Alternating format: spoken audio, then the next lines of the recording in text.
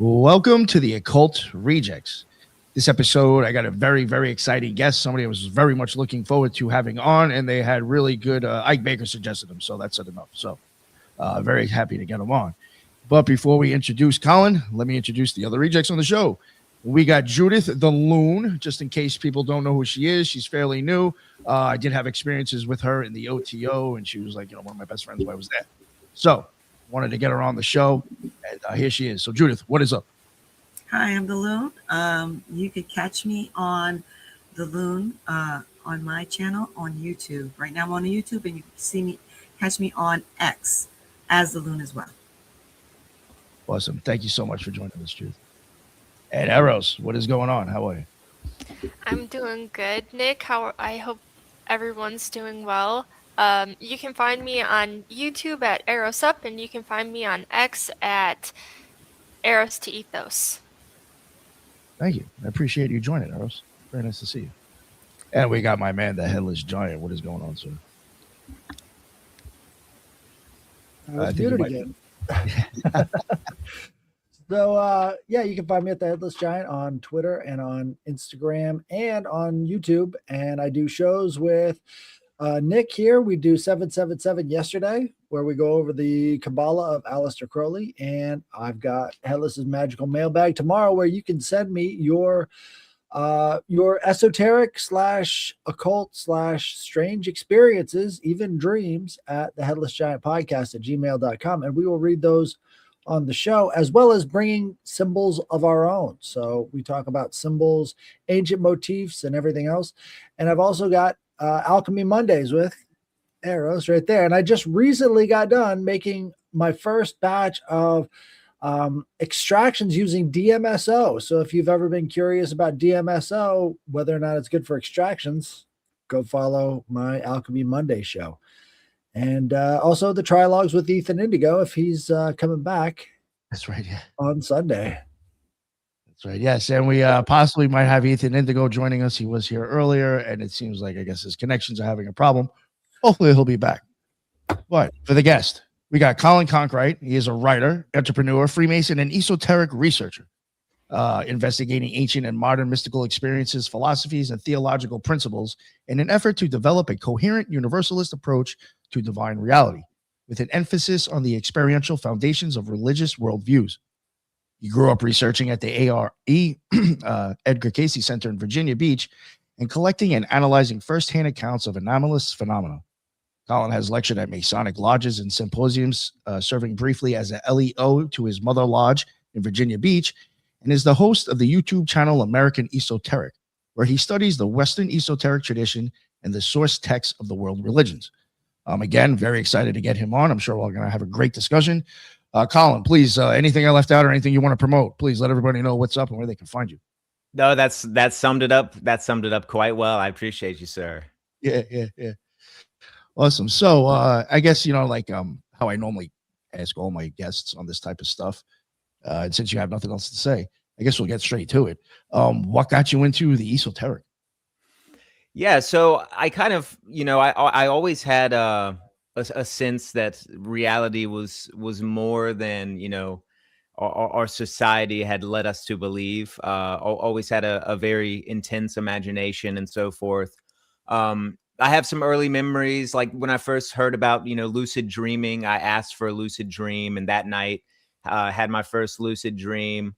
I had a very intense, I guess my earliest sort of phase of depression when I was 13, and kind of reached out with a prayer in a way that I hadn't before. And it was just very anomalous how this was, let's say, answered, right? So these kind of early experiences stuck with me. And, it's no secret. My friends and the audience on my channel, pretty much knows this. When I was 17, I had an out-of-body experience without any kind of, religious foundation or anything like that. I wasn't a churchgoer. I wasn't steeped in dogma or anything like this. But I was kind of pulling myself out of wrestling and out of all of these old structures that I'd been sort of pressured to continuously stay involved in. And I was like trying to figure out who I really was and what my purpose was and how to carve my own path. And it was sort of a musically induced flow state. And I felt this overwhelming intelligent presence on my way back from the studio, kind of knocking on the door. And I'd never felt anything like it until this time. And I was just sort of, I was saying, okay, you know, I know you're trying to come through. Just wait until I get home, right? And so I get home, and I'm realizing that this must be some kind of divinity, but I didn't have really a foundation. I didn't have an understanding of how to deal with these kind of things. So I put everything that I had in a kind of statement that was seeping with a little bit of arrogance, if you will. It was sort of, if the divine presence is real, you will show me what I need to know tonight. That was the exact statement. And sure enough, as I'm laying back, meanwhile, I'm in a very intense flow state, no drug involved. Pupils were extremely dilated, just felt very, very euphoric. Right. And rarely have I been able to recreate this kind of state of being. And, right as I'm laying back, and I only maybe spent a few minutes, on my back, I feel this fluttering and this pressure at the crown of my skull. And it just sort of pops. Yeah. It popped right out. Right. And immediately after that popping, my point of view awareness was above my body, but half of it was still, like, it came out of the top of my head and out of my throat, but the heart area, it was still connected with my body. So I was in this position, it kind of stalled out that process. And I had this realization, coupled with a little bit of fear, that, all right, this is exactly, I asked for this, and, it is answering, right? So I let the fear go away, and I just sort of said, take me, I surrendered. And it always, I have a lot of commentary on the side, but I'll just try to sum it up for you guys, if that's all right. Yeah.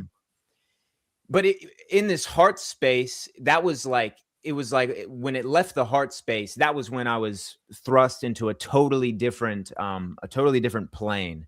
And the first place I was brought was this very messy and chaotic, kind of like a representation of my subconscious mind at the time. I mean, all of my memories, pieces of furniture, all these locations were all swirling together, and I was just getting bombarded by it. And, I realized I had to get out of it. And so I sort of remembered that, but prior to this experience, there was this other intelligent, let's call it the guide, that was with me. So I say, I had this realization that there was this other presence that was with me in this experience. And I just say, okay, this is all inside of me. I need to clean this up. And it sort of gave me this kind of energetic check mark, like, yes. And then it took away that location and brought me to another one. It brought me to this very terrifying looking classroom. I always hated the regular school setting, right? So I was hanging upside down in this very like cliche looking classroom, black and white, and it was shrinking,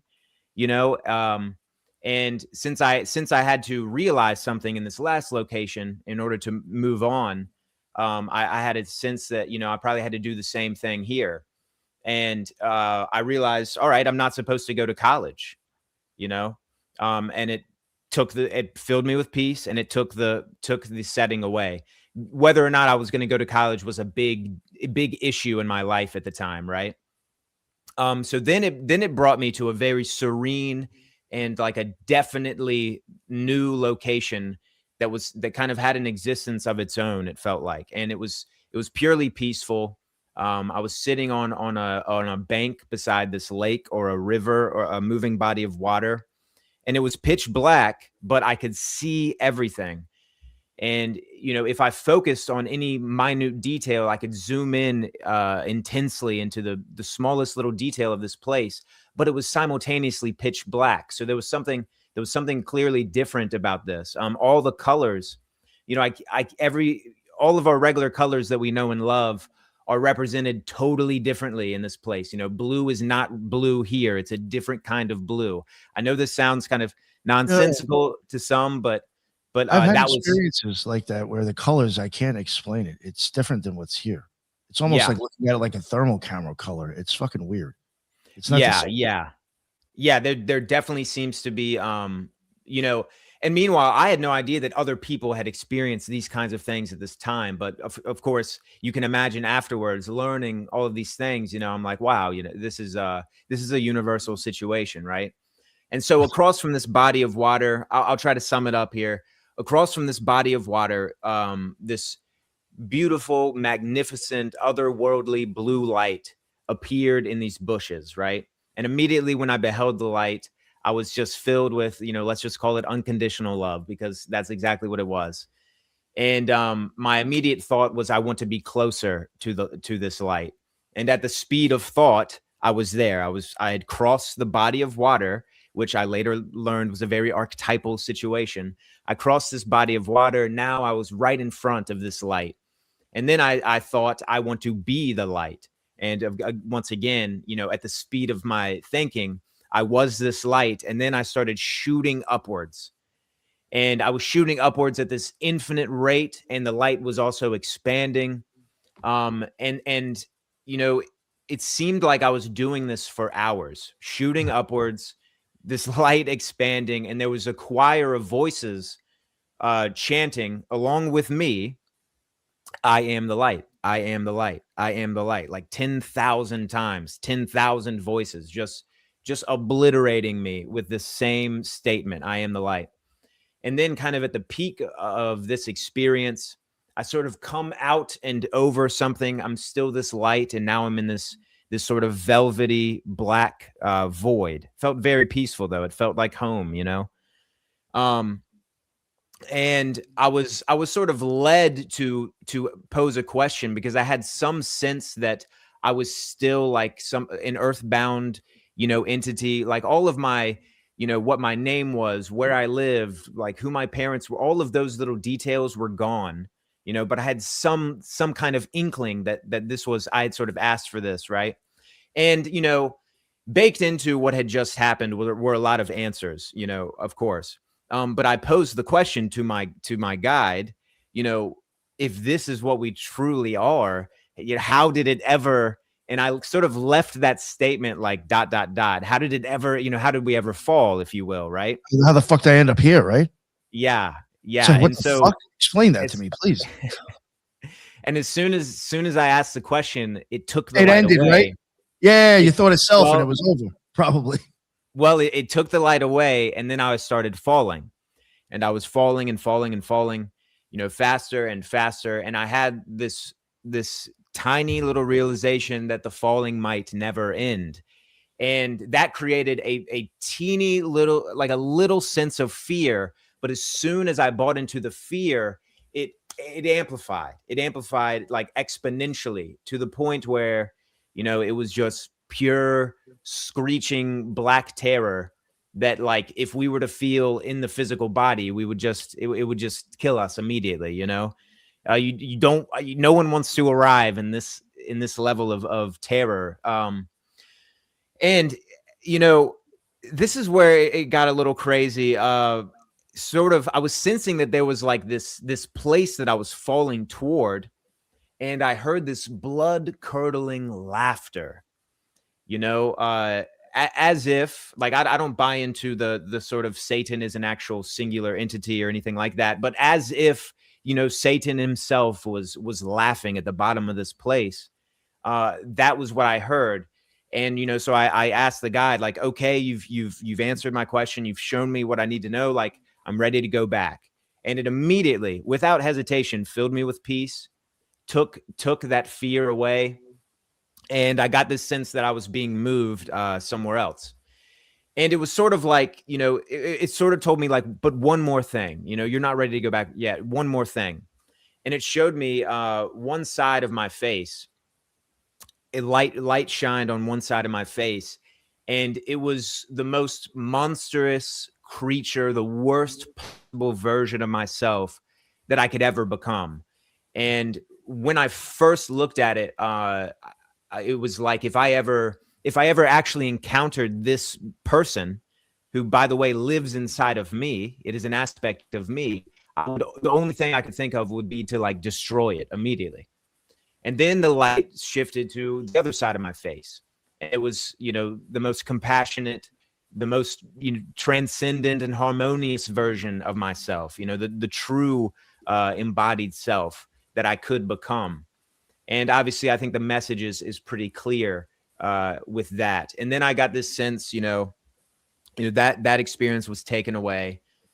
And I got this sense of being above Virginia Beach, then of being above my neighborhood, then being inside of my bedroom. And then slowly, I don't know if y'all have ever had sleep paralysis. I'm sure you've talked about that on your show, but Yeah. it was, I was kind of reanimating the body in this sort of sleep paralysis kind of state, and slowly had to, twitch my way out of there. And then of course I jump up and throw myself on my knees and just thank you. And that, so that is the origins. Without that experience, a lot would have been different in my life. So that's yeah. That is a wild story, man. Thank you so much for telling that. There was a lot in that I Thanks for listening, guys. Yeah. I've said in my own way in my own show, and that's, I got to talk to you one day for real. That was some fucking weird shit you said that I've identified with a lot of it. Some things I just do want to ask you, and I don't want to make this situation like the focus of the show. Yeah. Did you have any when you said it felt like it came out of the top of your head? Was it where like the yarmulke would be?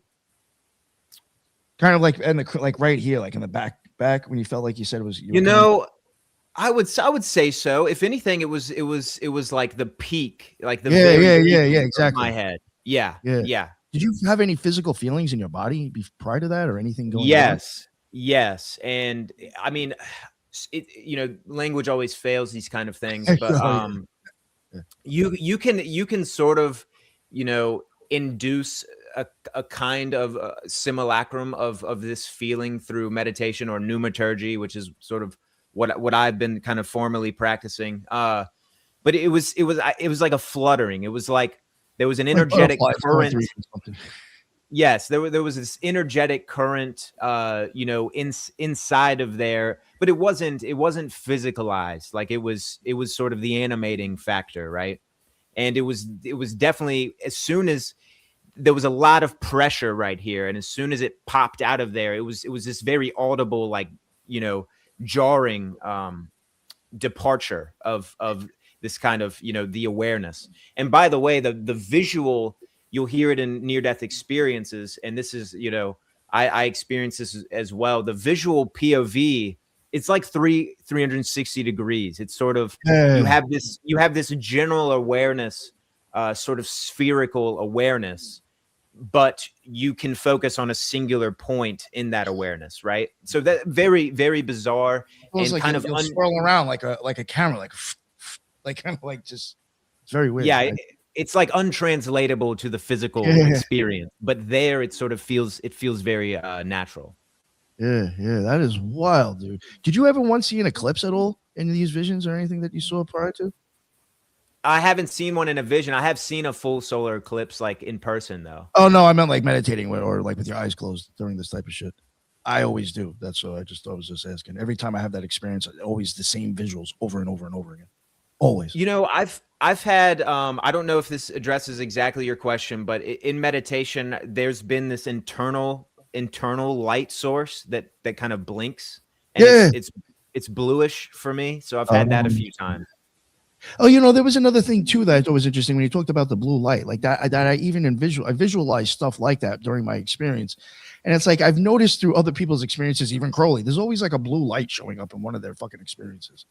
I always wonder about, like, is that like kind of like a nod, or they're trying to tell them like, this is my story. If that sounds familiar to you, you really know what I'm saying.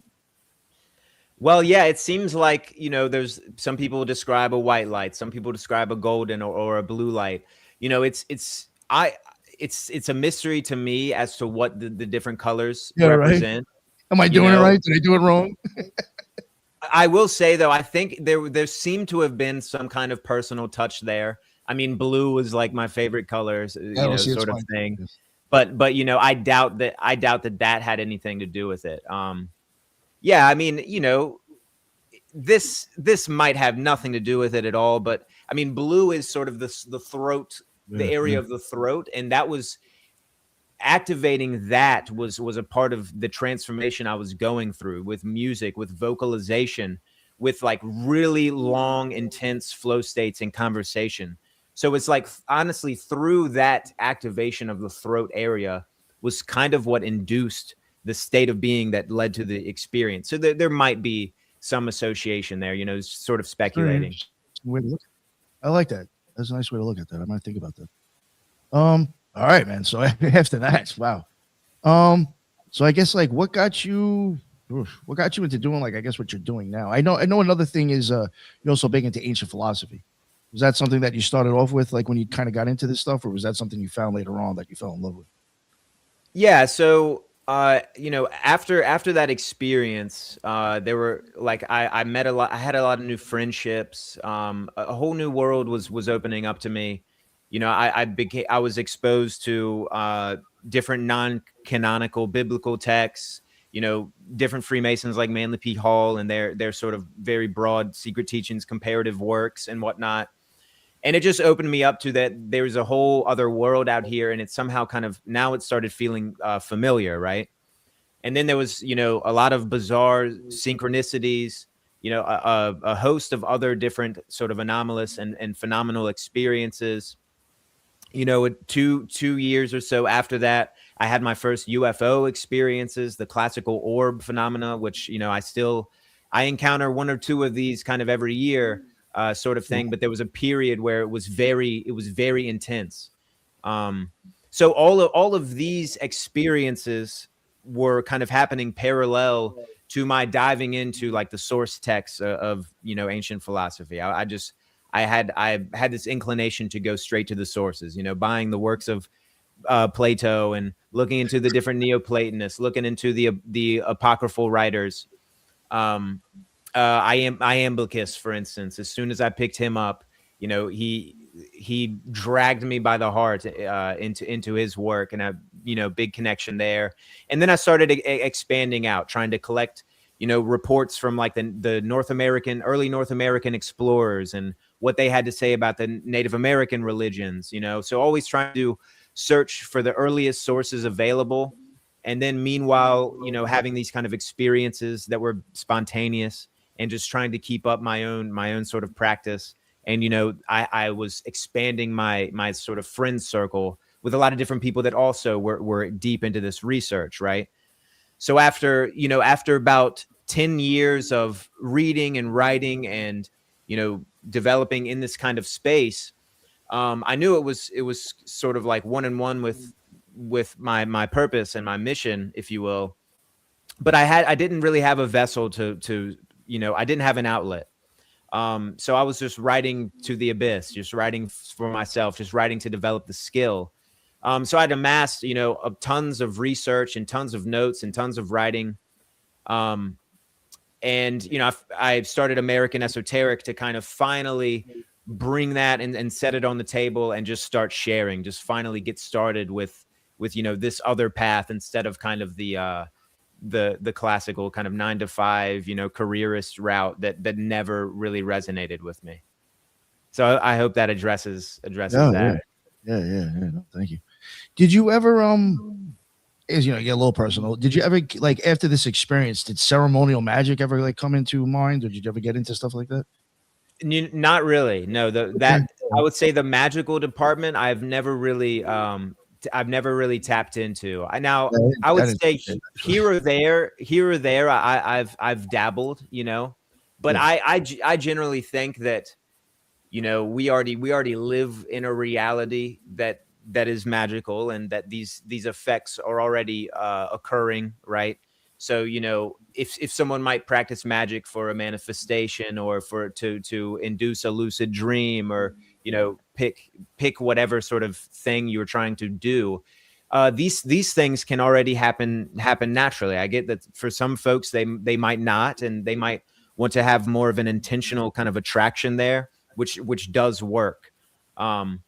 But yeah, I guess I was fortunate to have a lot of these things just kind of just hit me out of nowhere when I wasn't really asking for them, and just start steering me in a different direction. Yeah. Yeah, it kind of hit me pretty hard when I had that experience. Oh, there he is. Well, one of these, I'd like to learn more about your own experience. Yeah. No, definitely, for sure. Oh man, I was just gonna ask you something. I totally forgot.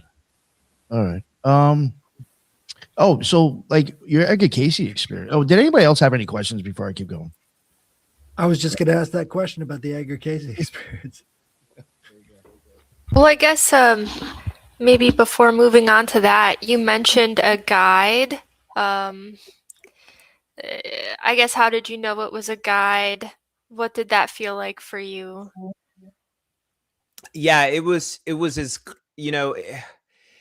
so like I said, this is why all the great mystics describe these experiences as ineffable, right? That the language fails. But the first, as leading up to the experience, it was as clear as if there was another intelligence operating like behind your eyes, as if someone's not breathing on your neck but occupying your neck, and it was there was no question that there was something else. The guide has been kind of my title that I apply to it, but since then, I've learned about like Hermes, of course, guide of souls, very much a guide of people that are practicing kind of music and writing and eloquent speech and all of and dreaming, the guide of souls during the dreams. So there's of course these other archetypal kind of guides. But yeah, it's hard to describe how that comes through other than it's just inherent in the experience. And that when I was thinking and communicating with this other, it was answering me immediately, and that there was this dialogue. Now I'm not necessarily going to reduce that to an external sort of spirit or something. It could have been an kind of this oversoul or a higher self, a higher representation of myself. I entertain that as well. Or it could have been a very classical kind of spirit guide or archetypal sort of intelligence. Yeah. Did you get any sense of scale when you were outside of your body? Did you feel larger or smaller than you were inside of your body? Or were you not able to tell the difference? Yeah, it was incomprehensible expansion. It was sort of you're touching everything. You can be anywhere. Everything is moving at the speed of thought.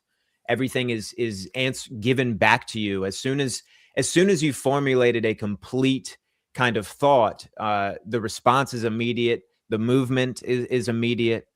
So it's almost as if we're just nodes of the same universal consciousness, and the physical experience is this densification.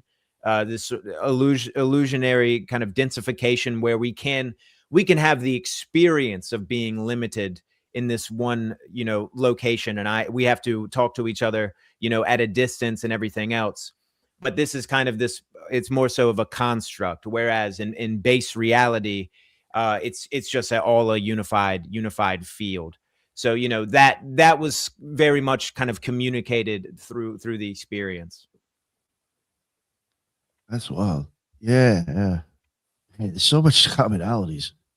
When I had my experience, like it felt like I actually literally was like getting pulled out like an old like throw like this plane or something. It's hard to explain. Like almost like in 2001 Space Odyssey when they start showing like that weird shit at the end and everything looks like it's expanding. I was almost like kind of likened it till I was like, maybe that's what that would feel like. It was very weird. And then it was just like you were just part of whatever you were viewing or I was part of. It's like I was just like there within it. It's so hard to explain. Yeah. Very weird. When now I know the one time when you said like the fluttering, and then we'll move on. This was another thing I did want to bring up, but I often liken it to like feeling like water was flowing through my body, or if like I was on fire, or if I was on fire, but it didn't hurt. It was just a flickering of the flame I could actually feel. Yes. It was very much like that. I used to say like if I was laying on the beach and the wave crashed and it rolled up the sand and somehow I had like the bottom of my feet were cut open and the water could run through me. It almost feels like the water flowing. And then I fucking blow right out the top of my head. It's fucking wild. So you had the same coming out of the top of your head experience. Oh yeah, that's why I was asking. Yeah. Man, I've said that shit all the time. I was like, yo, it's always by where they put the little Jew hat. Right? Yeah, that's what I thought. Yeah, and in a more visceral and kind of negative association with that area of the body. Well, we have the top knots everywhere, and of course the Native American practice of scalping, right? That was another very different and raw recognition of that, the importance of that place in the body. You know, that they are saying, while your soul is leaving your body, I am with you. I am grabbing you. You know, so yeah, that's another universal right there. Yeah. That is Well, what. that brings up cradle headboarding as well as the elongated skulls of some North American mummies. We went to this Quest for Ancient Civilizations conference, and Dan, the debunker, was there talking about a headboarding civilization up in Washington State, and they actually built this massive stone bridge across one of these raging rivers up there.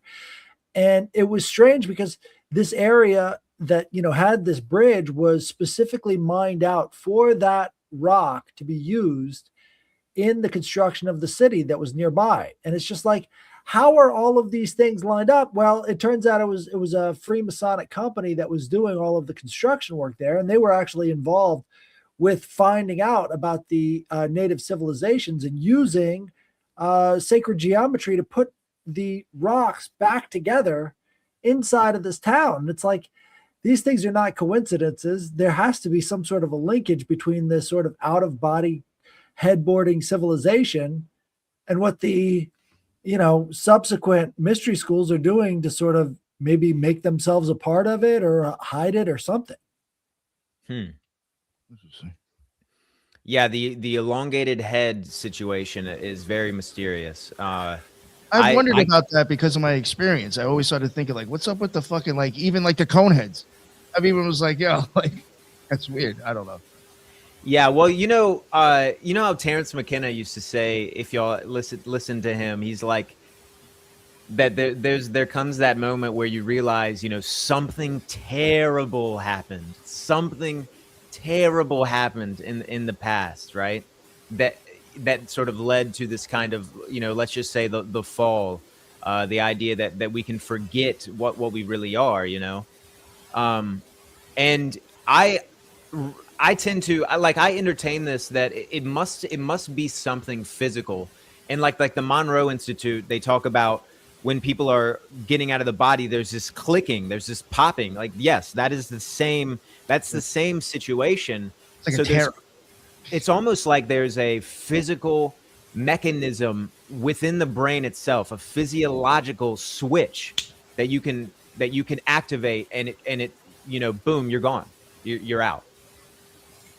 I do have a question bringing it to that, because if you go through different traditions, if you go, I guess, at least 50, 100 years back, most of them, and I'm speaking from a female perspective, their practice was usually covering, at least if you were like doing a spiritual journey or you were attending a spiritual mass, I would say, it was like mandatory for at least the women to cover their head back there as well, not just the men with the yarmulkes. Now, and I'm wondering if that may be because we might accidentally during the practice fall into that trance as a way of preventing it from happening. Are you saying fall into a trance that would prevent you from having the experience? No, I'm like saying it's a way, like wearing that cover is to prevent you from falling into that trance during whatever services you're going to.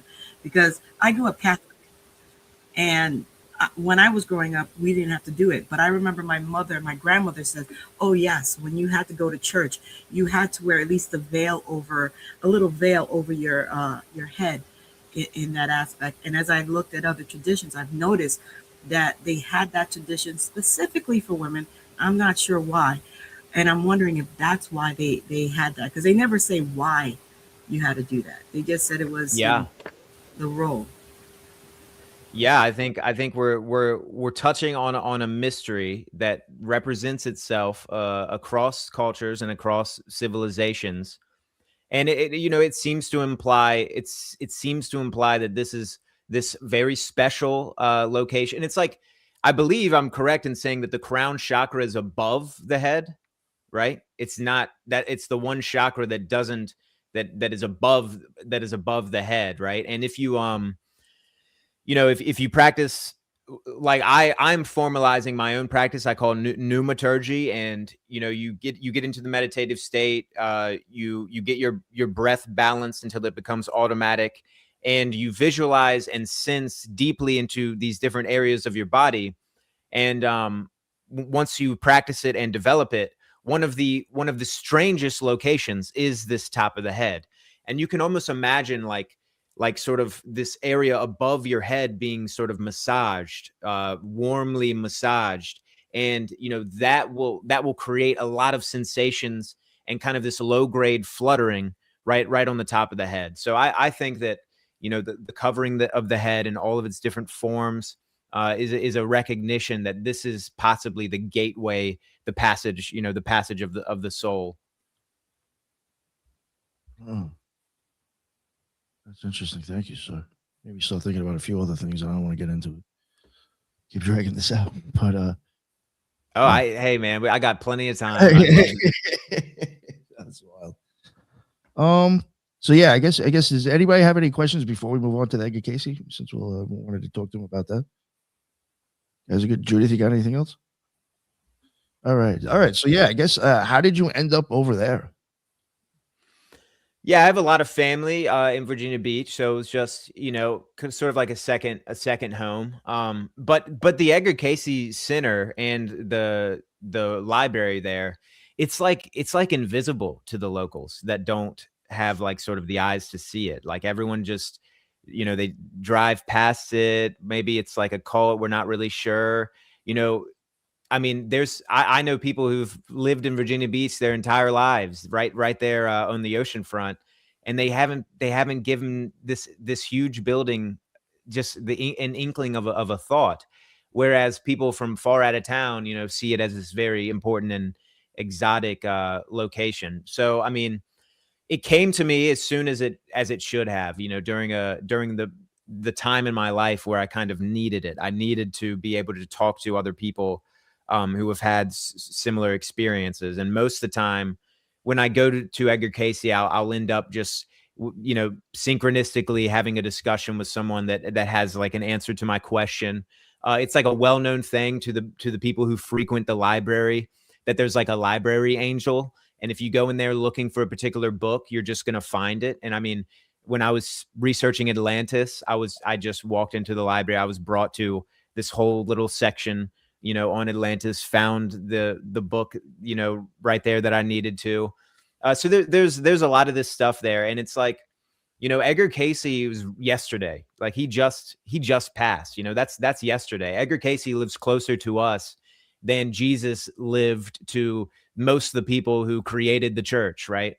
Right. So he's still like right behind us. And the world still doesn't necessarily know what to do with him yet. A small group of people do, but we're still like adjusting. And, if a couple more of his predictions come true, it's just gonna create even more validity there. Yeah. What I think is interesting about Casey is just how ancient a lot of what he was doing really, really was. Like the sleeping prophet motif comes straight through ancient Greece. Like they had the Asclepions where you would go to sleep inside the temple, you'd sleep in, and then you would have visions, or you would see how to cure yourself, and these gods would come to you in your dreams. And it's like all of that is Edgar Casey. And if you look at his charts, his astrological charts, it all matches up with this asteroid called Asclepion. So it's it's all right there, straightforward with all of the associations. And it's strange that people, they have a hard time with Casey. A lot of different people, a lot of different groups. Yeah, the same people like myself that are very interested in the ancient world and all of these different experiences. We can sometimes get frozen in time. We can get frozen in the ancient world and in these ancient texts. And of course, scholars are famous for this. They will wax philosophic endlessly about these ancient texts and manuscripts, which is all well and good. But if we're not matching that up with modern experience, that is comparable to all of these ancient systems, we're not really connecting the dots. We're just sort of pedantically, spouting all of this stuff out. I call it terminological paralysis. That is what a lot of academics and scholars in this space are stuck in. They like to hone in on semantics and these, I don't want to get too off the rails on that, because it's a whole nother rabbit hole of frustration. But basically what I think is needed is we need to combine religious studies with parapsychology already. It just needs to happen, because if you're not looking at religious studies, if you're not looking at the mysteries, the initiations, all the different prophets and divine figures that have happened, all of the different accounts of all this wide range of experiences, these aren't just historical accounts, right? These are people having experiences, and this is it's formalized now as the experiential source theory. It's suggesting Gregory Shushin, who does a lot of the best NDE work out there. The idea is that the origins of afterlife belief, the origins of, natural, like the common spiritual beliefs, the origins of these principles, it doesn't just come from like one or two cultures who developed it and then it physically spread around the world, or like speculation or something, or like accidents and hallucinations. It comes from these natural experiences that are entirely universal, totally inherent to the human race. And they happen everywhere you look. Everywhere where there's surviving records of some spiritual belief, there's experiences that lead up to them.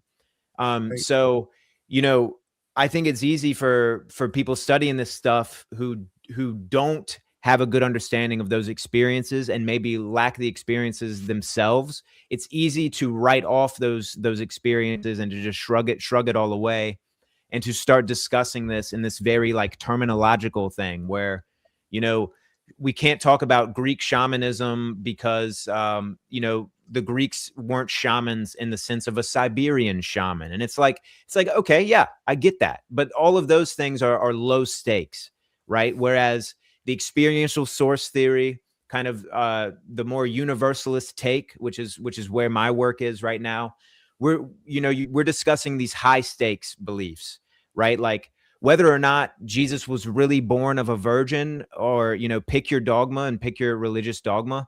Those are kind of low stakes, opinionated, beliefs that we're never really going to have like access to the historical truth there, right?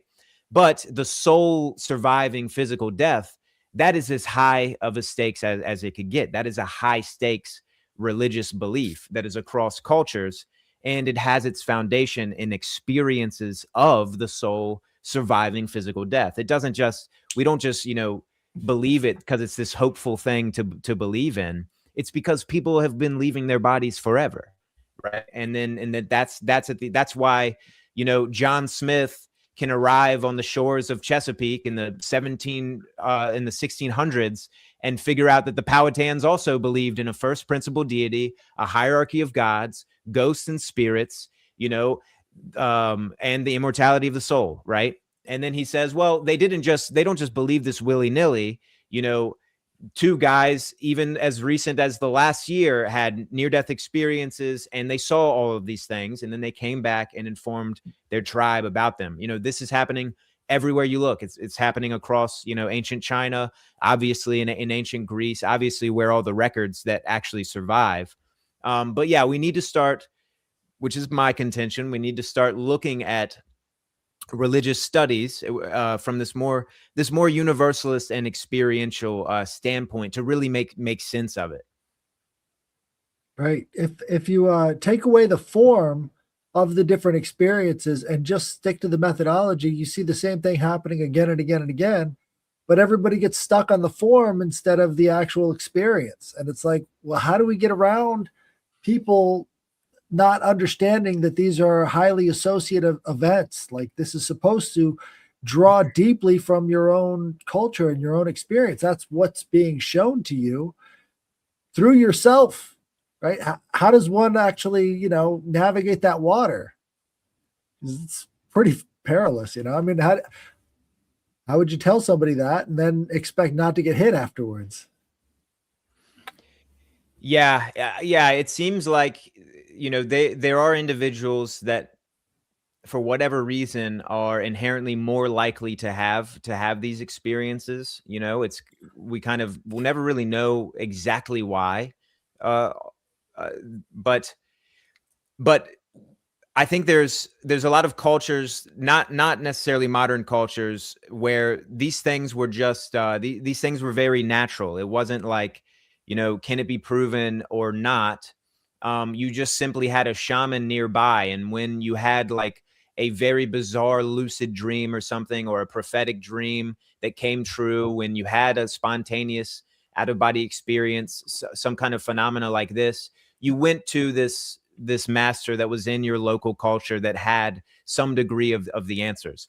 And guess what? The spiritual leader, that is a universal as well. That's another universal. I mean, pick your location that has any kind of spiritual belief, and there's going to be a leader there, probably an elder or some kind of youth that is extremely the experiences for them are very prevalent and predominant. So, I mean, I have like 17, I'm working on a book where I hone in on like 17 principles that they're theological principles, spiritual beliefs that exist across cultures, and they all have an experiential component. And then I go and I demonstrate, looking through our historical sources and modern experiences, how people have been led to these same different beliefs through experiences and not through hearsay, speculation, dogma, and so on. That's awesome. I like that. It's exciting stuff. I love it. Yeah.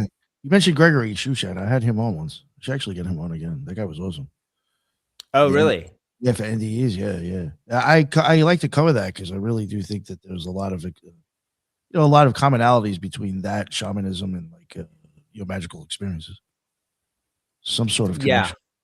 Yeah, he's done amazing work. And that's why, he's known as like the leading expert in that area. And he's really grabbed on to the experiential source theory. And he's trying to hammer it home to his friends, in academia. And then he recognizes, like, on the other side of it, the practitioner side of it, this has been well known in the background. But I know that there's a lot of academics with big egos and small imaginations, so it's going to take a while for all of this stuff to catch up. But we just need to have the conversation anyway. We just need to get started and move the chess. Pretend as if the chess game is like 10 steps forward. As we need to sort of imagine that, okay, the immortality of consciousness, a lot of these aspects, the idea of a spirit world and these things, we kind of, if we operate as if they are already a given, then we can finally get to the mysteries of them, and we can finally, take the conversation forward, instead of being stuck in this sort of paralysis where, we don't really want to give our conclusions. We don't really want to operate as if these things are inherently true, so, and I think this is happening. I think the cat's out of the bag, right? I like it. Cat's out of the bag. All right. Well, the more we talk about it, the more the cat is out of the bag, I think. So it's a great place to start, is starting to understand how this methodologically applies to so many different groups, that it's time to study this as if we've got the right to, because we are humans. It's almost like you're prevented from a lot of different angles from people who think that you don't have the right to study this stuff, which is, I think is ridiculous. Yeah, how do you measure the experiential credential? That's because there is something there. There is like a credit there. It's like to demonstrate that, you could say, you've either smoked DMT or you haven't. Someone who has smoked DMT is not going to listen, to someone who hasn't, explain what the experience is like. It is just, it is just like that with all of these things. Like, the synchronicities. There's sometimes these synchronicities will come to you that are just so bizarre and so precise that there is no other explanation. The statistical chance of this actually happening in an accidental chance-based reality, it's just sort of impossible, right? Like one time I was pulled over, on my way back home, pulled over in town by this officer. I didn't have much money at the time, so I was like real bummed out. And, guy comes up to my window and he's like, "Hey man, your inspection sticker, et cetera, et cetera." But I was determined to get out of this ticket. I was determined. And so I'm like, what could possibly do it? What would make him reconsider giving me this ticket? And then, it came to me, a local state trooper, and I hadn't talked to this guy in like 4 years, but I knew of him. And I'll just say, John Doe, to keep him anonymous or whatever. And I turned to the officer and I'm like, "Do you know State Trooper John Doe?" And as his last name was leaving my mouth, he gets a call. And he looks at me while he's looking at his phone in the call, and then he turns it to me, and it's his name. It's the name of the state trooper right there. And this happened in like 3 seconds, right? And I look at him and I'm like, "Yep." Like, and then he took the call and he kind of walked back to his car. He still ended up giving me the ticket, whatever. That's his problem. But it was like, God was telling him, do not give this guy a ticket. That's what I like to interpret it as, right? But there's just, there's a lot of these synchronicities that are very precise. A cashier, I was talking to my best friend in the car on the way to the grocery store, telling him about this reoccurring dream. And then we get out of the car. We're not saying much in the grocery store. We get to the cashier.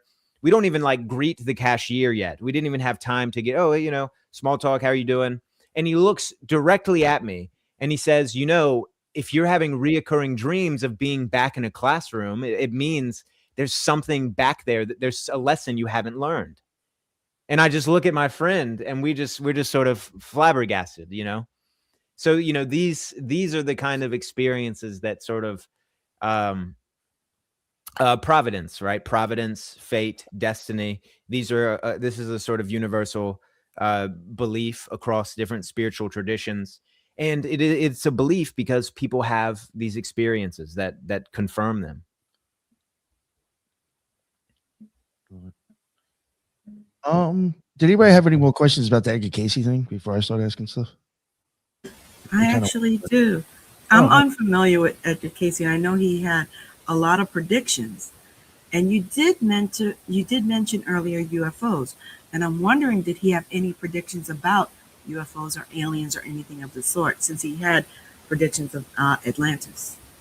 I want to say that he did, but even if he didn't have a prediction there, he does confirm, in the KC way, he does confirm that we're not alone in the universe, and that there are different, extraterrestrial races that have been interested in the planet, and in the past have interacted in a direct way with previous civilizations. So he does definitely confirm that. Well, I did have somebody actually ask. Ethan. He texted me. He did have one question he wanted to see if I could ask, since he couldn't make it on the show. Did he have any predictions that like might have been for the USA, like in the upcoming year, like anything specific, 2026 or around that, whatever in the future? So 2026 is the Egyptian situation with the Sphinx, right? I know a guy who wrote a book that was published through the ARE's like publication mechanism, and it's all about 2026 and the idea that something will be unlocked, the Hall of Records and whatnot. So, but as for an American prediction, it's not looking good, folks. But he says it's I don't necessarily know the exact timeline, but it should be, the idea is that within our lifetimes, there's going to be a lot of geological upheavals, and that kind of Mississippi basin, the Mississippi will be expanded, and the whole like East Coast, eastern area, east of the Mississippi will be its own island. A lot of Florida will be underwater. Japan entirely will be underwater. You know, there's a lot of it, right? But I will some of those dates have been off though. He has been off on a couple of things, but then again, he has been very precise, like the Bimini Road discovery. I'm pretty sure he was precise almost to the year with that. He said, you know, in the coming years, he might have given this specific year, you're going to find traces in Bimini of, you know, the Atlantean civilization. So from the Casey perspective, Atlantis is way towards more towards America than like the Straits of Gibraltar. He's bringing it back to the Bahamas, off the coast of Florida, you know, where like Bermuda and things like that would make sense. So yeah, there's a lot there. Thank you. Yeah, anybody else have any questions before I go ahead? All right. With that place, you know, I can't remember. We did have somebody on the show who's actually talked about it. Did you live there, or is it a place that you visited? Yeah, I lived in Virginia Beach for a while. Yeah, but like the place itself, like, did people stay there, or is it just like you kind of come and go? I don't think anyone lives there. So there's like there's like on the hilltop there's like you know, they do a lot of massage and sound healings, and then there's like people's offices, and there's a little restaurant. And then on the lower portion, it's a big library, and there's like a lecture hall, a huge library, meditation room, you know, bookstore, different venues like that, and then like a little meditation garden out back. So no one lives there, but I would imagine people that work there live quite, you know, close. Gotcha. Yeah. Gotcha. I was just wondering. All right. So, is there anything else that you wanted to talk about, kind of like about like what your own stuff is about as well? Well, you know, I'm definitely pursuing this kind of experiential universalist research, and, you know, drilling home on a number of these universal principles. I'd be happy to reel off a couple of those and kind of, yeah. So, you know, I try to keep these in like keeping these sort of high stakes, like I was talking before, right? It's like whether or not some historical person somewhere actually existed, if they really wrote this book or not, you know, all of these sort of historical opinionated things, those are low stakes. They're fun. They're great to discuss. I go down, you know, I nerd out on it all the time, but they're not really high stakes, right? So it's like, you know, when we're talking about these universal principles, you know, there's always this universal sovereign, a first principle deity, a supreme being, a grand architect, or in the Buddhist sense, like ultimate reality, right? So God is kind of our fill-in for what the most reducible and yet all-encompassing reality actually is. And this principle manifests itself, you know, all across the world. And I would say the experiential component there is people having the experiences where your ego is entirely obliterated. You're unifying with an all-encompassing light that is communicating this everythingness to you.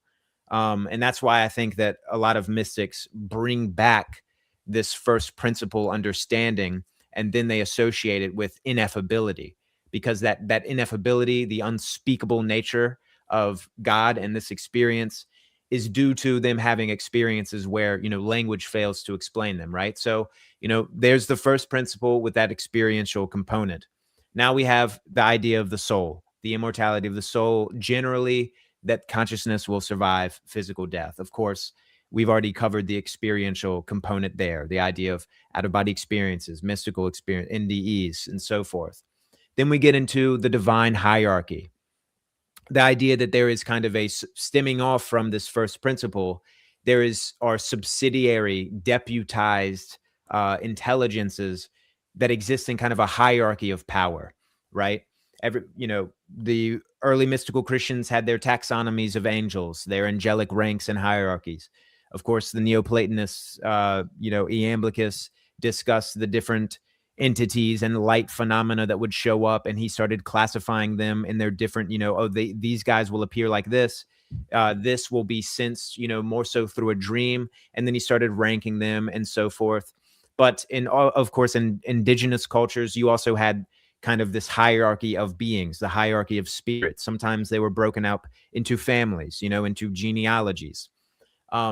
So the experiential component there would be having actual experiences with other intelligences, other disembodied intelligences that manifest themselves to you along different kind of, I guess, ranks of power and energy and feeling, right? So that would be that experiential component there. Then we get into spirits generally, the idea that spirits exist, okay? Whether or not they're demons, ghosts, angels, elementals.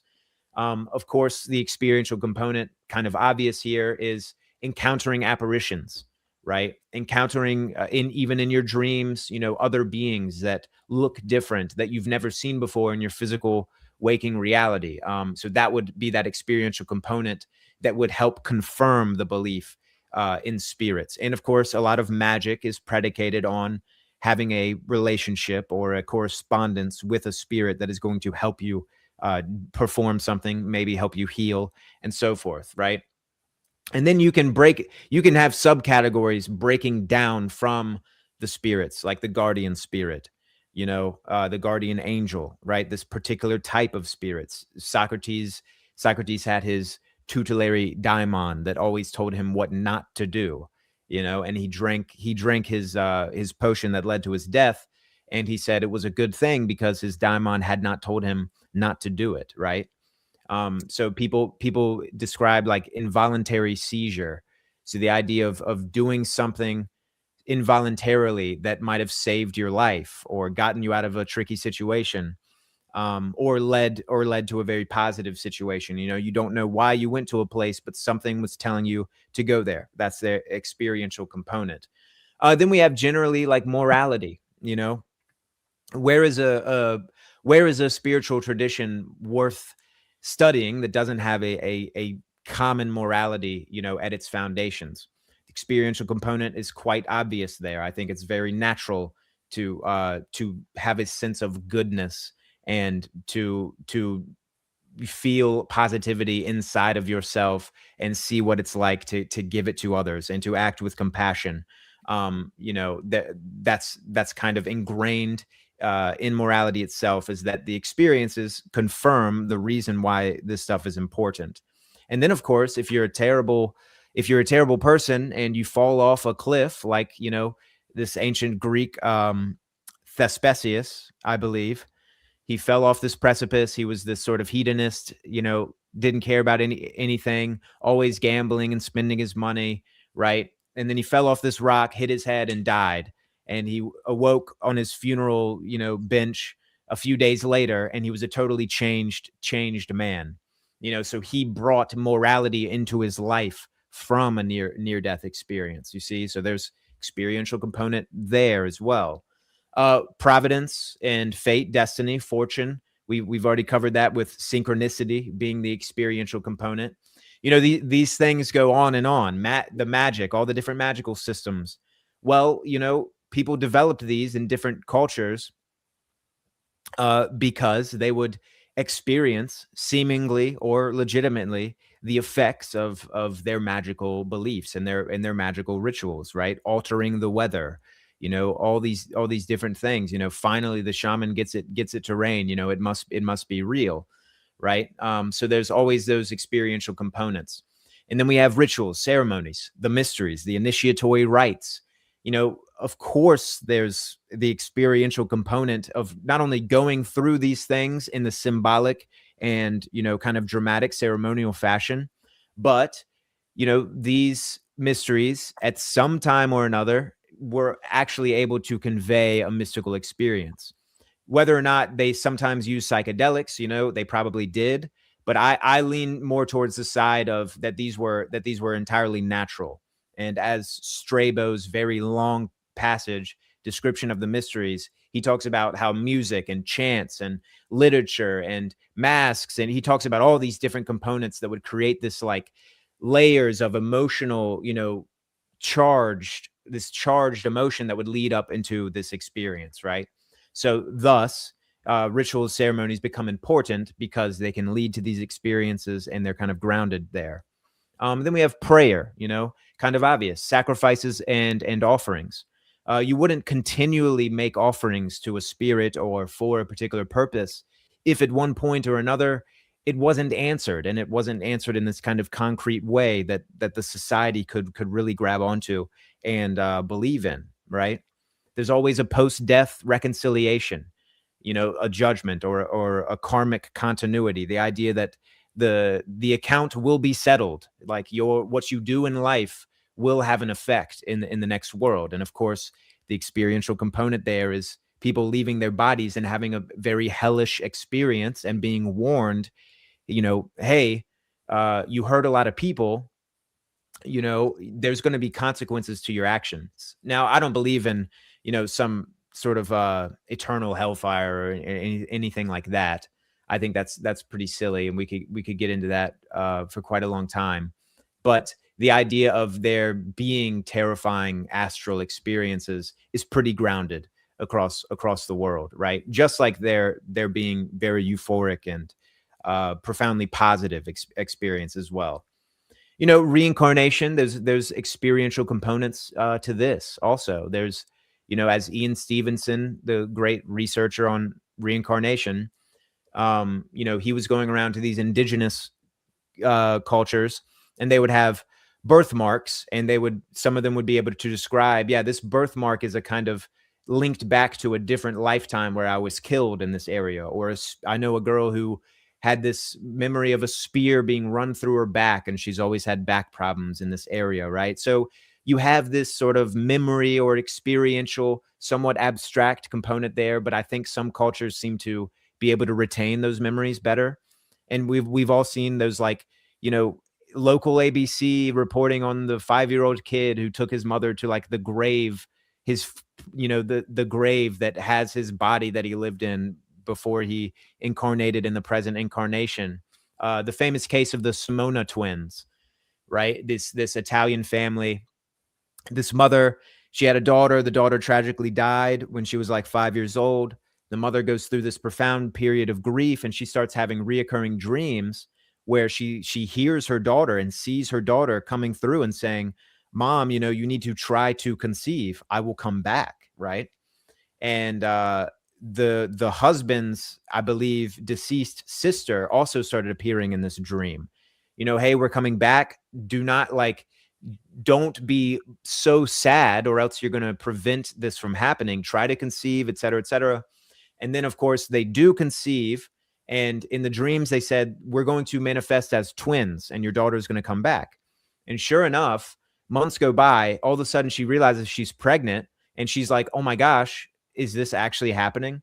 And then, of course, the doctor says, you have twins, right? And she gives birth to twins, and they resemble the daughter that they resemble the same daughter that had previously died, right?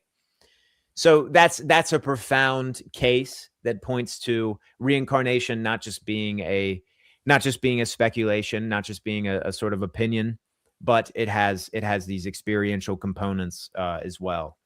So yeah, there are a lot of these. What do you guys think? I'm with you. What were you saying, Headless? I was going to say, I've heard of a story of a 4-year-old who had the memories of a World War II pilot. And so he actually brought his whole family out to where he was shot down in the Pacific. It was very, very specific, and they actually found the wreckage of where this little boy was reincarnated from. So it's pretty specific. I mean, it's kind of hard to deny that there isn't some sort of interchange between souls and reality. I mean, who knows when you melt all form away, whether or not there's some sort of a continuity that you would even describe as self anymore, right? Like, wouldn't there have to be something there for an ego to exist?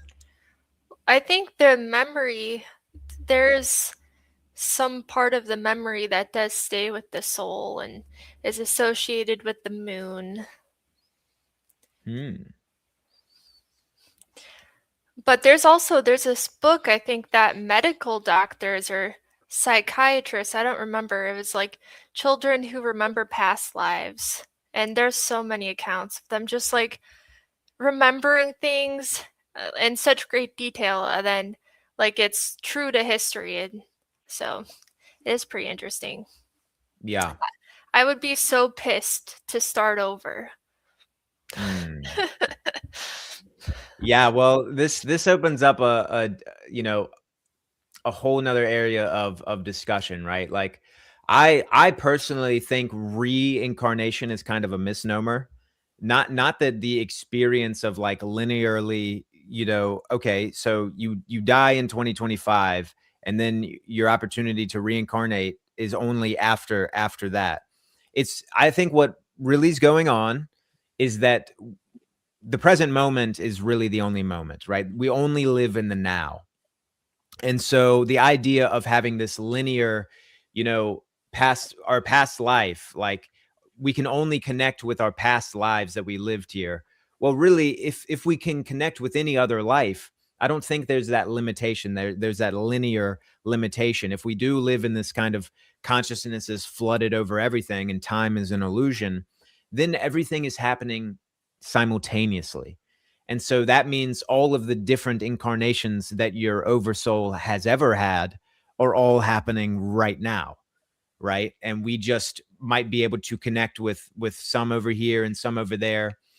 So I think the linear reincarnation story that we've sort of been telling for a while, I think that's kind of a misnomer, and that we're going to start realizing that all incarnations happen simultaneously. And that creates a very, a different sort of shift in thinking there. But it's a fun one to try to sit with. Did your idea of reincarnation change after you had that experience? I would say I didn't really have too many ideas about reincarnation before that, right? But yeah, so it opened my mind to all of these things. And sometimes, like through these near-death experiences and out-of-body experiences, they will go to a place and discuss with beings like, okay, you can go back to your current life, or and when you finally die, you will have a choice to incarnate again in the earth plane if you want, or move on. So I think there's a lot of like, of course, proving this is another thing, and I don't think we're really here to discuss that, right? We can entertain these ideas, but I do think that I think it's like the divine reality isn't as hard on us as we like to think, right? Like even if we do some terrible things in this life, there's always a way to balance the account. And it doesn't necessarily require a tremendous amount of suffering. Now, if you do a bunch of terrible things, like, yeah, you're going to have to balance the account. Whatever that looks like is probably different in every single case. But for instance, if I betray someone in a viscerally brutal way, and they've figured out how to actually forgive me for doing that, then I might not actually have to balance that account in the same way if they hadn't forgiven me. You see what I'm saying? So I think we can alter our karma here and now. We can change how the links of the karma actually manifest, in the hereafter. We can change these things now. We can so a lot of people are caught in these abstractions. Which, it's always fun and it's always amusing to abstract for a while, but at some point we have to really get in deep with ourselves and like confront our demons and bring these things to the surface. And it's like, you will probably have a way more profound spiritual realization and activation if you can find it in your heart to forgive some of the people that hurt you, to say sorry to some people that you hurt and really mean it, look them in their eyes and say sorry. These are all ways of healing in the here and now that don't have to necessarily carry over.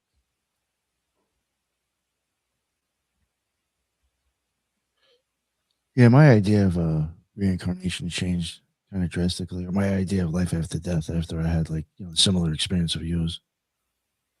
I How wasn't old too were sure. you? How old were you when that happened? God, that was probably like it was right before COVID. Oh, Yeah, had yeah. you been interested in Yeah, I was already like practicing ceremonial magic in the OTO at that time. okay. Yeah, yeah. It wasn't what I was trying to go for. I wasn't expecting that. It happened. Yeah, and then I tried, then it happened a few more times. But yeah, very, very interesting and wild. Yeah. I'm sure it solidified a number of your beliefs and worldviews. Yeah, worldviews for sure too. Yeah, Yeah. such a whatever. Um, yeah, yeah, yeah. Damn, I wanted to ask you something, and I got lost in this. What you were saying here. Is there anything else anybody wanted to ask or add? I could go. Yeah, Um, for it. all right. So you talked about Iamblichus very passionately and excitedly. Um, why is he your favorite Neoplatonist? Hmm. I as far as being my favorite, God, it's so hard to because one day it's like, yeah, he's my favorite. Then the next day, it's a different one. But I would say this: I was deeply obsessed with Hermes and Hermes Trismegistus and all of the things that are implied with the most fascinating god that there ever was and ever will be with Hermes, right? And so when I picked up Iamblichus, he answered so many questions that I had about, the purported author of the Corpus Hermeticum, Hermes Trismegistus.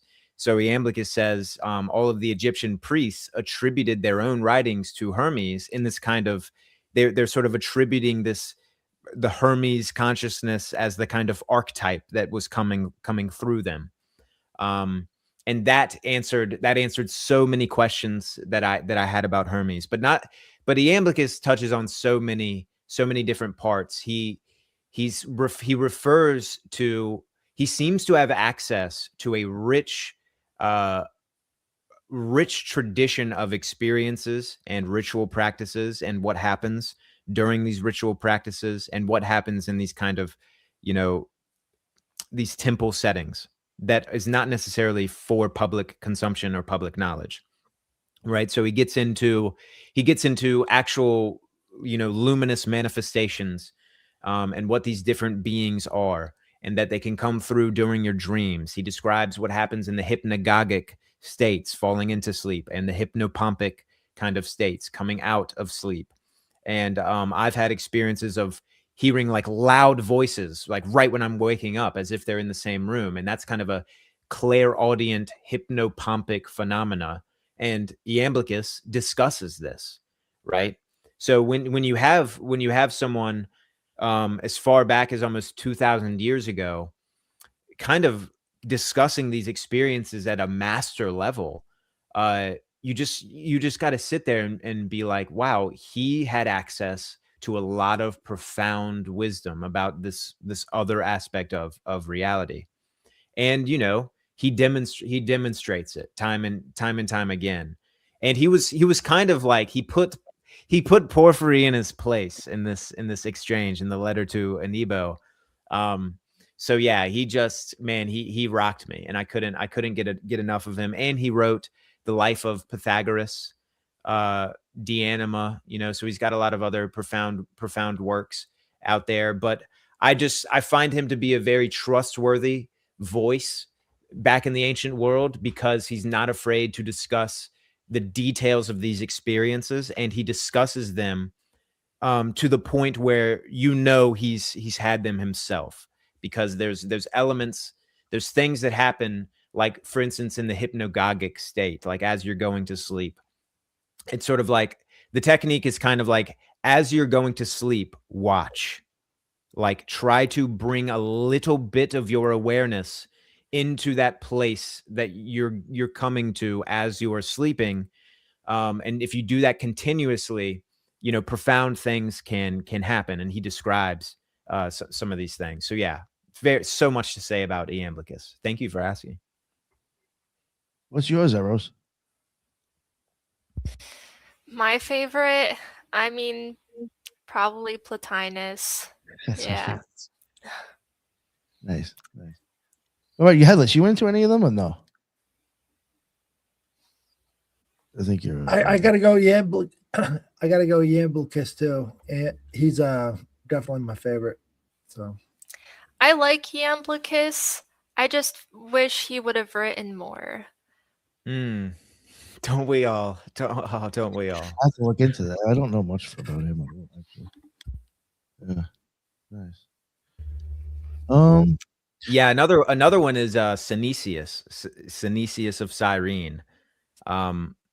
He calls him, he refers to his school as the Platonic school, and he's very much neglected. But he wrote on dreams, and he's like the, there's a couple of them out there, but he was like the only one to write a treatise entirely on dreams and dream phenomena and everything else. And he was trying to reiterate, like, the charlatans always have something, like, they're like, I have possession of this exclusive little bundle of tricks and knowledge that, like, no one else can have possession of, and you have to get initiated into this hyper complex system, and then you will be able to understand. Synesius throws this on its head and says, like, it's as simple as going to sleep. And, like, it's as simple as practicing the virtues, having good intentions, being a true philosopher, and these profound things will come through during your dreams. And I always loved that, because he was kind of universalizing there. And Synesius is also just a total badass. I mean, he argued against the taxes that were being thrown on his city, right in front of the emperor's face. So much to say about him. That's why I did a whole essay on him on the channel there. Yeah, read some Synesius. He's very, very great writer, and he has some profound stories. well, I know the Greeks were like really into the idea of understanding dreams as their form of healing, and the Asclepion was based on dreams. Their afterlife was based off of the gods that were in the Asclepion, right? Like Hygeia would offer you the cup of Lethe, which would erase your memories as you're being reincarnated. So the whole idea around the afterlife for them revolves around dreams and the connections that they have through their dreams. So it's a very ancient thing when it comes to the Greeks. Yeah, I think the dream component is understudied and undervalued. Synesius said that he believed that the majority of myths were developed because of dream experiences. I mean, that is a profound statement that you really don't have kind of in anywhere else. But the dreams were important as far as as far back as you can go. I mean, Homer describes, the two gates that dreams come in from. There's the gate of horn and the gate of ivory. And through one of these gates is nothing but kind of false dreams, what we would describe as like subconscious processing dreams. There's no way to make sense of it. And then there's the other dreams, are like these divine dreams, where there's these very, they're kind of, they inherently describe themselves to you, and they leave a different impression on the dreamer, and that these are the ones to pay attention to. And that kind of, let's say, polarity of the quality of dreams, that is also another one of these universals that, you see it with the Persians. You see Egyptians refer to this as well. You see it come up in the Bible as well. Like, Jesus his life is saved because an angel brought Joseph a dream at the right time. Right. So yeah, the dream component, very, very much, we need to focus more on it.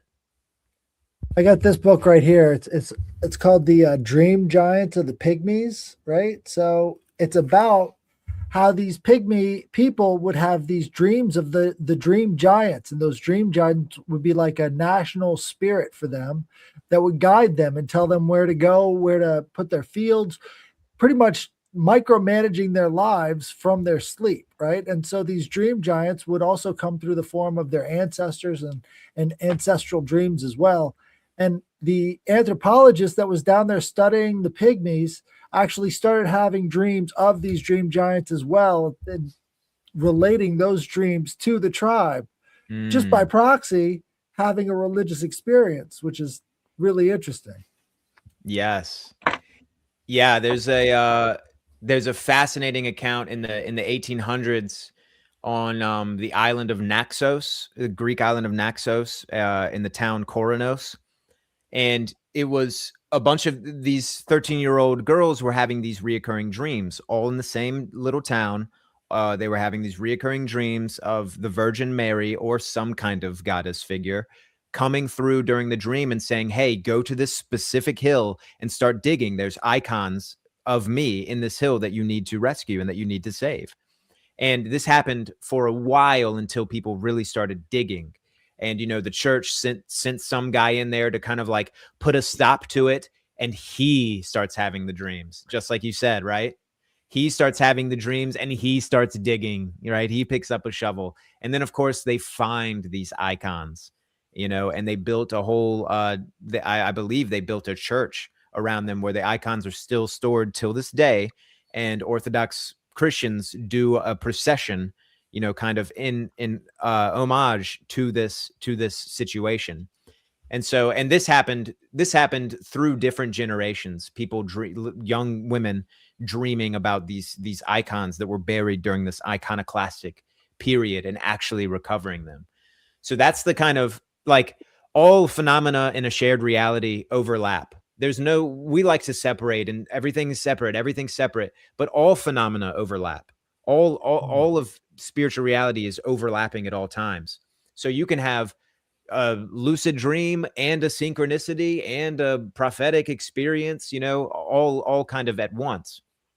I mean, I had a dream, for instance, that my buddy's Jeep was sucked up into a tornado, and all of a sudden me and him were like stranded on the road. All right. I wake up and I text him, hey, I had a dream that your Jeep was sucked into a tornado last night. And I think I still have a screenshot of it somewhere. And he texts me back, that's crazy. My Jeep was stolen last night. Right. I've had a number of these kind of premonitory dreams or synchronistic dreams, and so has so many other people. I would actually argue that everyone has these dreams. We just don't, we don't keep dream journals as much as we probably should, and we don't think about dreams to the point where we can start attracting vivid dreams. But in cultures that place this higher level of importance on the dreams, of course, you're going to find like wild dream phenomena showing up in this culture, because now, they're asking it to come. Right. So, yeah. Yeah, I mean, the subconscious is where like all of these patterns live that we rely on for our intuition and our foresight. So, makes sense. And like that's where we work out a lot of our subconscious corruptions, or whatever you would call them, is through dream. Yeah. But it gets more interesting, yeah, when you get visited by entities and stuff like that, then it's like makes it a bit more complex. Mm. Have you had one of those experiences? Yeah, I have like about every 6 months.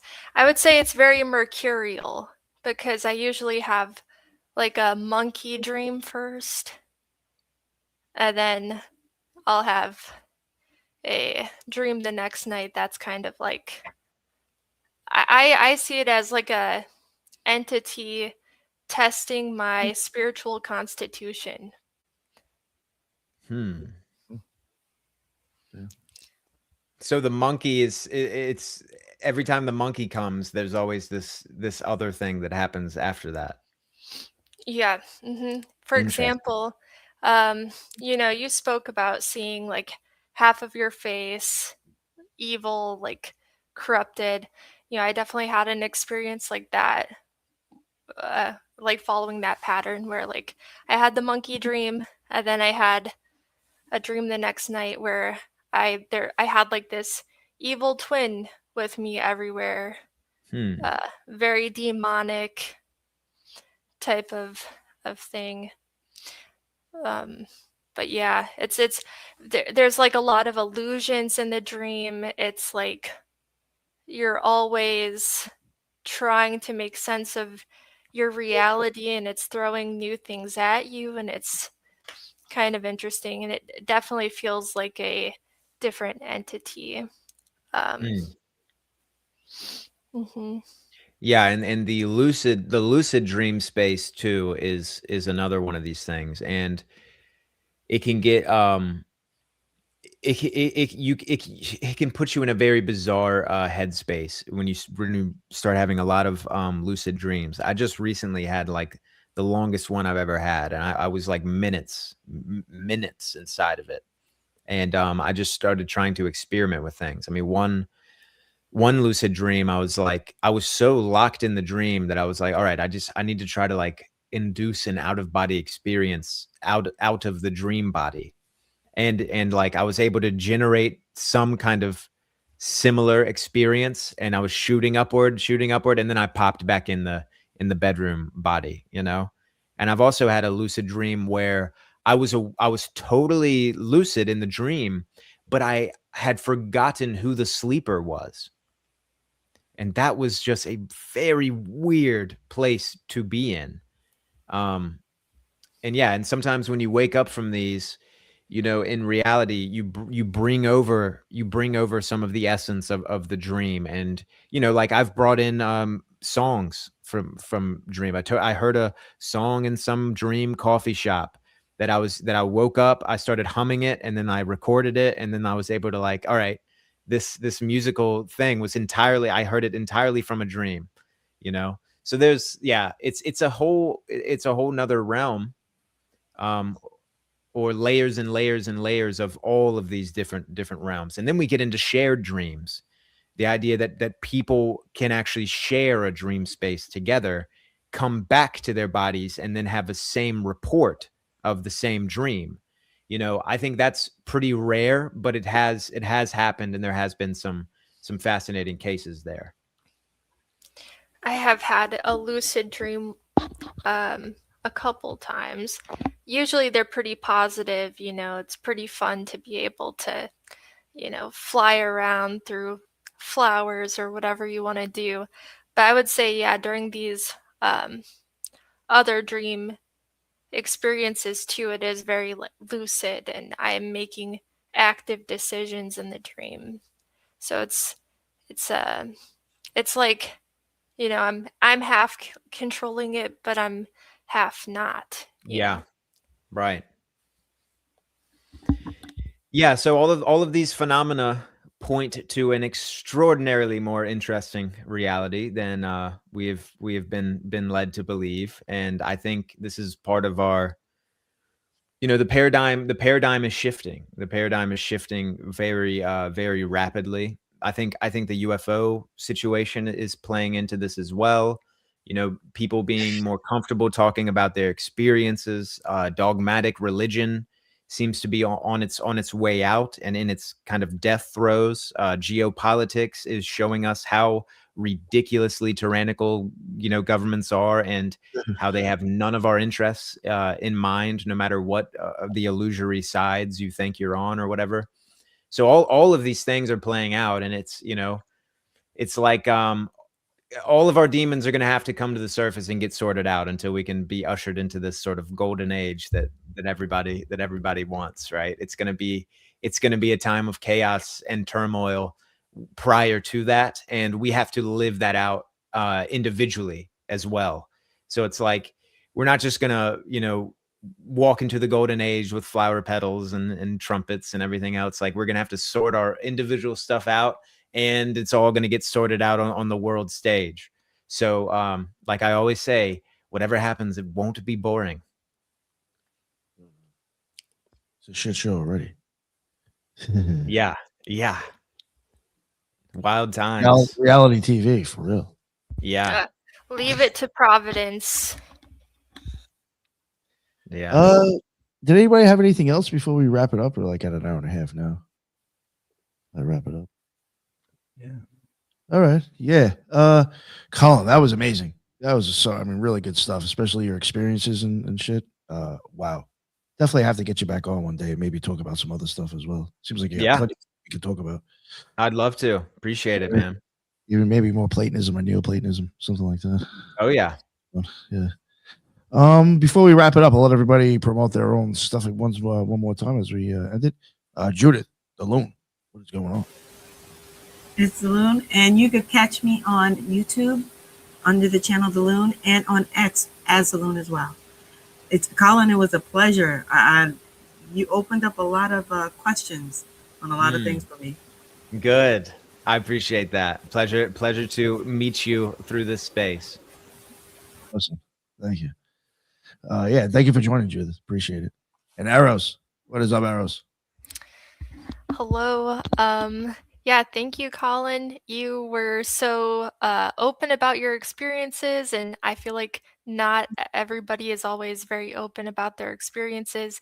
And I do think that it's important. I feel like you're advocating for that as well. And so yeah, let's all be open about our experiences. Maybe email them to Headless Giant for Thursday mailbag. And you can find me on YouTube at ArrowsUp, and you can find me on X at ArrowsTethos. That was great. I love that plug, Arrows. Thank you.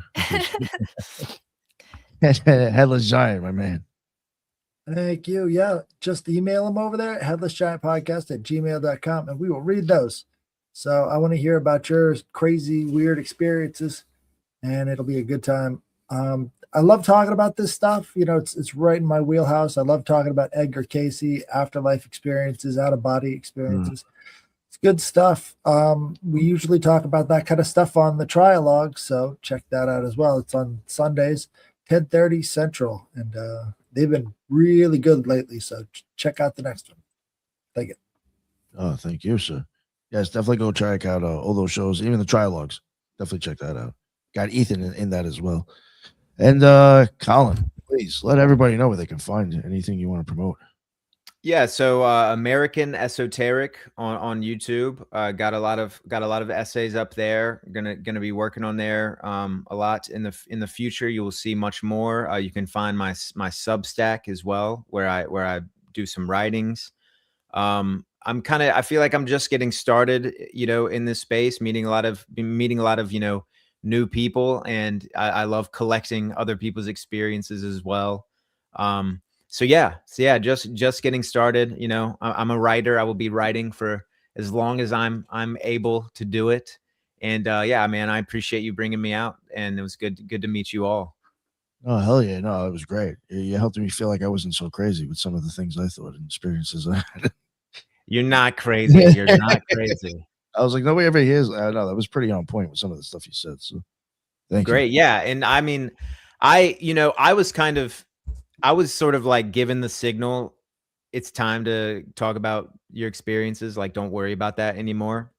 But I totally respect people who don't want to go there just yet. Cause I've been there myself. It's not for everyone. You don't want to cast pearls before you know the drill, right? But yeah, I do think that there's a lot of people that will be accepting and that will have a lot of insights if you're able to bring your experiences forward, because the stakes are kind of low. Like, is it going to bruise your ego a little bit? Like, you'll be all right. You'll be all right. We're trying to get to the bottom of this strange place, this strange life we find ourselves in. So we have to get real before we can do that. And I think part of that is sort of having a conversation about what we are actually experiencing, not just what we're musing over and sort of studying. Totally agree. I love it. Definitely got to get you back on again. Thank you, everybody else who was on the show. And thank you, everybody in chat. That is what's up. That's where we go live. And until the next one, everybody be well.